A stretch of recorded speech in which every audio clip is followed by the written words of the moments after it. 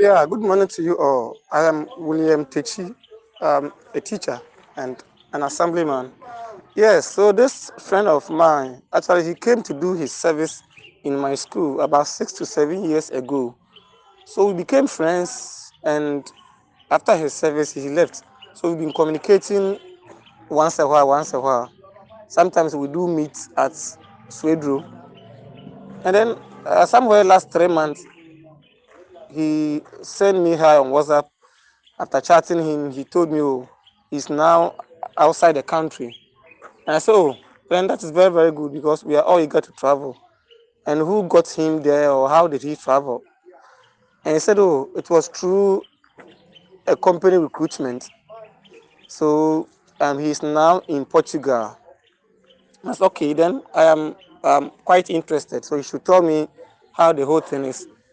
And he said, oh, um, it's a company work, and the company will pay about 50,000 of the travel expenses, and then you, the one going, you also pay 30,000. And I said, okay, then that is very, very cool.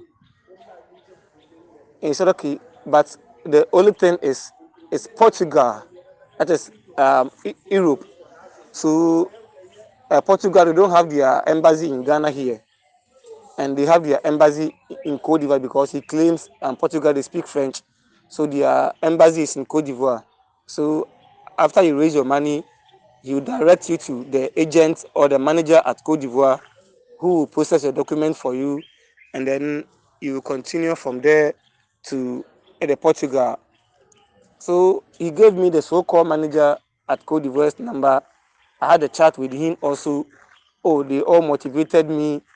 This friend, almost every day he will chat me and then encourage me that I should try my best and raise the money.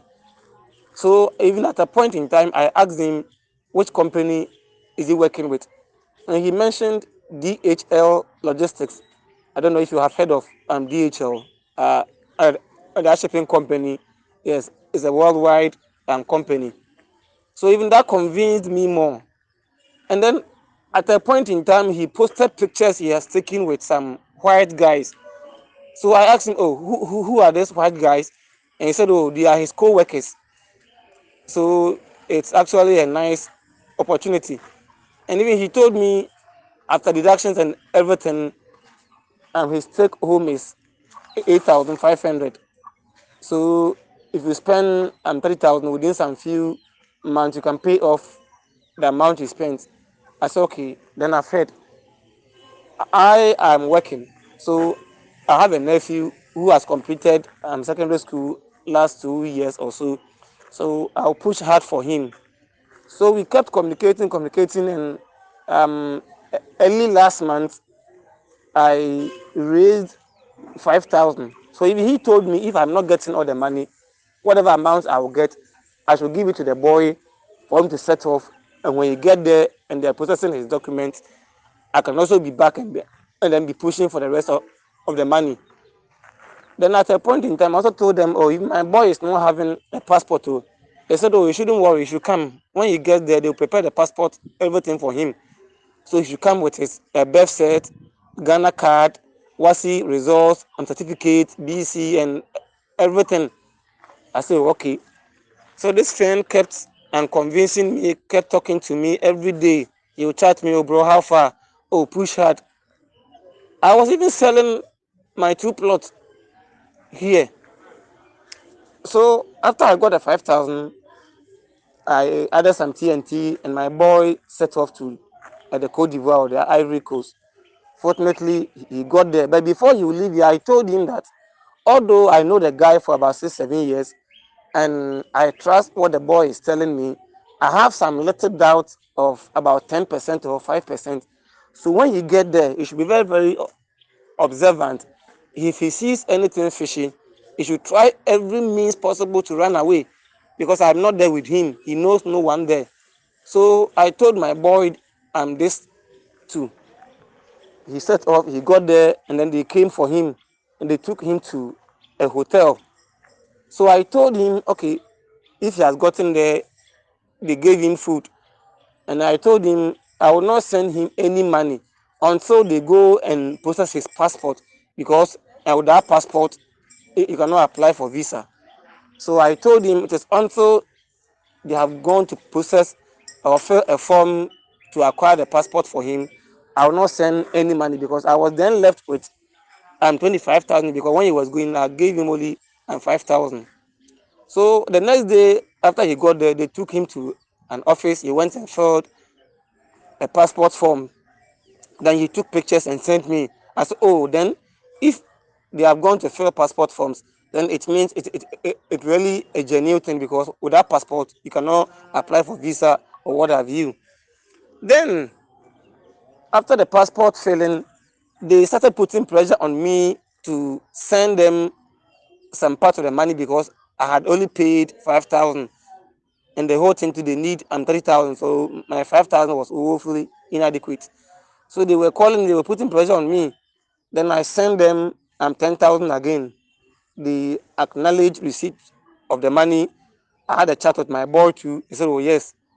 Then after they got a 10,000, they told my boy they will be going to buy a new Cote d'Ivoire SIM for him. So my boy had a chat with me and he said this. I said, no, I'm not convinced because I'm only chatting with you on WhatsApp. So as a WhatsApp, whatever be the number, you can chat with anyone. So I told him to be observant and be very critical because what they said to him, I'm not convinced. So after he filled the passport forms and then they told him they will be taking him to uh, and they'll be taking him from the hotel to a company house where the other guys who are traveling to are residing for the 2 3 weeks that they will prepare the visa for them. So before they will be taking him to that so-called company house, then they started briefing him about the work they are coming to do, and they were like, uh, how he can save his money, how he can convince people or friends of him to also come there. And I said, this isn't what my uncle told me. So why are you telling me all these things? So my nephew began feeling sad and was down. So, and they told him, oh no, you shouldn't worry. All this time I wasn't hearing from him. The last time I heard from him was when he went and filled the passport forms and then called me and then I sent the 10,000. So I wasn't hearing from him again. So they told him, oh no, you shouldn't worry. Like, and does he want to see my dad teacher friend? And my boy asked, oh, but he is not in Cote d'Ivoire here. He is in Portugal. So why are they saying maybe if he sees him, he will feel okay? So my boy said, okay, yes. And then he want to see the boy. So he was taken to that so-called house that the claim other guys who are traveling are also residing or staying for the meantime. So they brought two people out for him to identify them if he's my friend. And he said no. And then they brought a third person. And he said, yeah, this is the friend of my uncle because I gave him his number and they also had a chat. So he saw his picture and was able to figure him out. And he said, yes, and this is a friend of my uncle.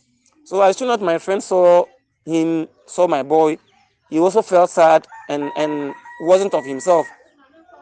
And then my nephew said, by then is and the guy is called Dennis Ajay. He teaches at Winneba a demonstration school. I learned he came to that school about a year or so ago. He was in a different district or different school, but he has just been posted to that place. So the friend told my boy, "Oh, how do I? You shouldn't worry. This is the story.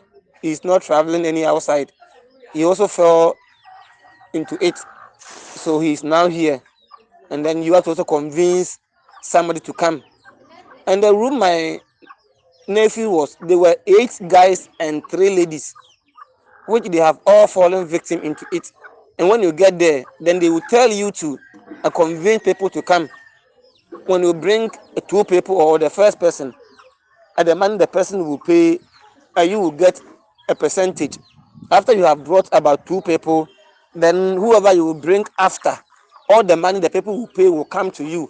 So they will tell you, assuming you are able to bring about 4 people within a month or 3 months, and they all pay like and 30,000 or 40,000, you are likely to make about 200,000 within a year or some few years. So they will put this thing in your mind that if you are able to bring more people, you will get this amount of money. And it's like each and everyone and the country you are told you are going. So according to my nephew, those who were in the room, some were told they were going to France, some were told they were going to Germany, some were told they were going to Portugal. And they normally use these European countries, being France, Holland, Germany, Portugal, and other European countries. And each and the amount he paid. So he was telling me those who were there, some paid 70,000, 60,000, 50,000, and what have you. So after they told him the main purpose of him coming here, in fact, he said he felt very, very sad and began to cry. So they encouraged him. All this while, I wasn't hearing from him. But one Friday morning, he quickly sent me a voice audio and then went off. So after I listened to the audio, then I sensed no, there's something wrong. And within that 3 4 days that my boy got there, my friend wasn't much online. When we send him WhatsApp message, he wasn't replying. It would take a longer time for him to come and respond, which wasn't so from the beginning. So he felt sad and was crying. And I said, oh no, you shouldn't worry. Everything will be okay. And then my boy advised himself that no, he cannot do this. So he said no, then he ran away. He didn't tell them. So actually, he took part seriously. He said they were briefed about how to convince people, what to tell them.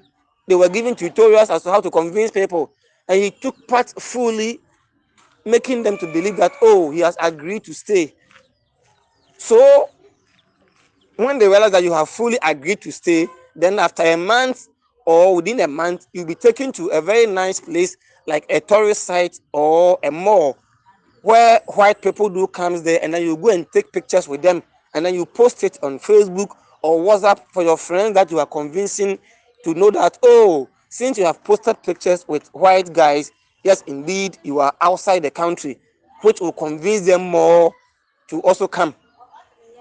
So after he got to know everything about what goes on there, he agreed and even told them, oh, he even has friends that he can easily convince them to come within a month or two.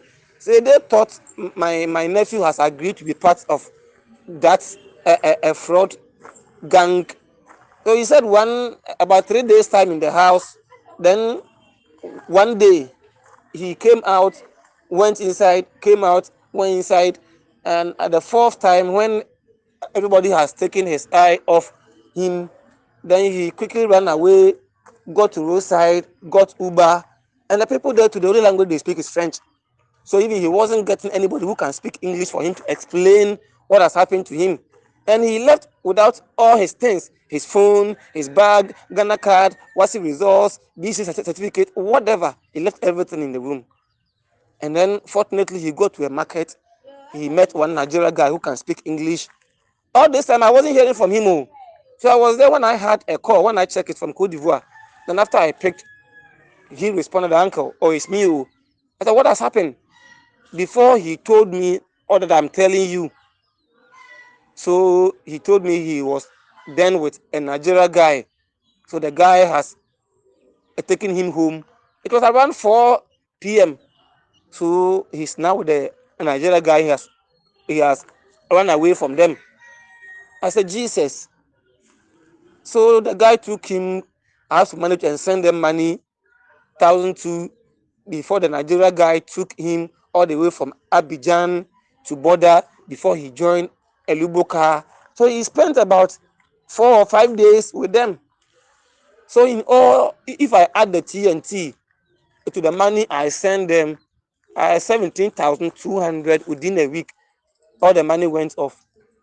So this what they are doing. My boy is saying the room which he went to, they were 11, and there were other gang leaders who are also in a different room at a different places. So even one lady who was a leader had wanted to even take him to his house. They said they have rented a 3 bedroom self-contained apartment,